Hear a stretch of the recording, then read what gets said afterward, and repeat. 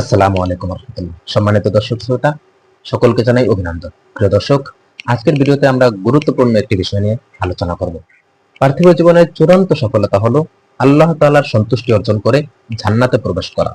এই জীবনে আমরা নানা চ্যালেঞ্জের মুখোমুখি হই। ব্যস্ততা, দুশ্চিন্তা, পাপাচার এবং দুনিয়ার মোহ আমাদের আল্লাহর স্মরণ থেকে দূরে সরিয়ে দেয়। কিন্তু ইসলাম আমাদের জন্য এমন কিছু সহজ আমল রেখেছে যেগুলো সামান্য পরিশ্রমে অশেষ ফজিলত ও জান্নাতের নিশ্চয়তা বয়ে আনে। আমরা আজ এমনই 5টি সহজ কিন্তু ফজিলতপূর্ণ আমল তুলে ধরব, যেগুলোর মাধ্যমে জান্নাত অর্জন করা কারো জন্য অসম্ভব নয়। 1 নম্বর হলো নিয়মিত 5 ওয়াক্ত নামাজ আদায় করা। নামাজ ইসলামের মূল স্তম্ভগুলোর একটি। কিয়ামতের দিন প্রথম হিসাব হবে নামাজের। আর যার নামাজ ঠিক থাকবে তার অন্যান্য আমল সহজে গ্রহণযোগ্য হবে। রাসূলুল্লাহ সাল্লাল্লাহু আলাইহি সাল্লাম বলেন, যে ব্যক্তি 5 ওয়াক্ত নামাজ আদায় করবে, আল্লাহ তার জন্য জান্নাতকে অবতারিত করে দিবেন। নামাজ কেবল একটি শারীরিক ইবাদত নয়, বরং এটি আত্মার প্রশান্তি ও জীবনের দিশা। যার জীবনে নামাজ আছে, সে আল্লাহর সান্নিধ্যে আছে। দিন যতই ব্যস্ত হোক, 5 মিনিট সময় বের করে নামাজ পড়া একজন ঈমানদারের জীবনে জান্নাতের পথে প্রথম পদক্ষেপ। 2 নম্বর যে আমলটি হলো পিতামাতার সন্তুষ্টি অর্জন করা। পিতামাতা সন্তুষ্ট থাকলে আল্লাহও সন্তুষ্ট থাকেন। তাদের খেদমত করা, সম্মান করা এবং কষ্ট না দেওয়া জান্নাতের অন্যতম সহজ পথ হলো এটি। রাসূলুল্লাহ সাল্লাল্লাহু আলাইহি সাল্লাম বলেন, পিতামাতা হচ্ছে জান্নাতের দরজা। চাইলে তাকে রক্ষা করো, চাইলে হারিয়ে ফেলো। অনেক সময় আমরা বুঝতে পারি না বাবা মার মুখের ছোট্ট হাসিটাও আল্লাহর নিকট কত বড় সওয়াবের কাজ। তাদের প্রতি ভালো ব্যবহার, সময় দেওয়া, কষ্ট না দেওয়া, এগুলো জান্নাতের চাবিকাঠি আমাদের জন্য। 3 নম্বর যে আমলটি হলো সৎ চরিত্র ও উত্তম ব্যবহার। অনেকেই ইবাদত করে কিন্তু চরিত্রে তার প্রভাব পড়ে না। অথচ রাসূলুল্লাহ সাল্লাল্লাহু আলাইহি সাল্লাম বলতেন, তোমাদের মধ্যে সেই ব্যক্তি সর্বোত্তম যার চরিত্র উত্তম।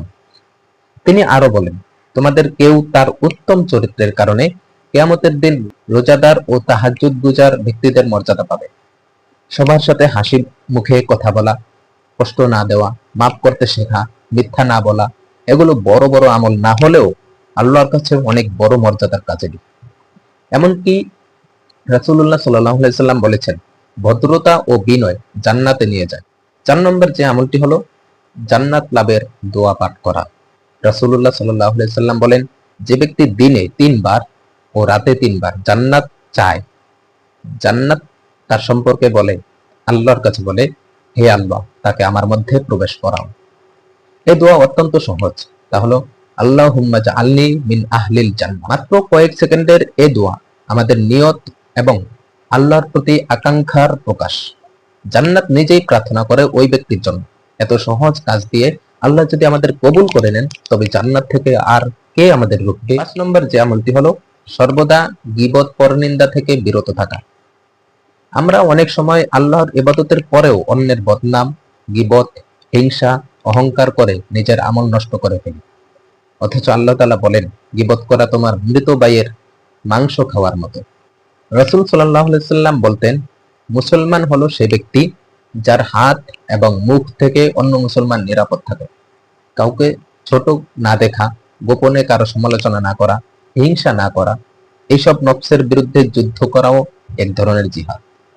এবং এই জিহাদ জান্নাতের বড় কারণ। জান্নাতের পথ কঠিন নয়, কিন্তু আন্তরিকতা ও ধারাবাহিকতা জরুরি।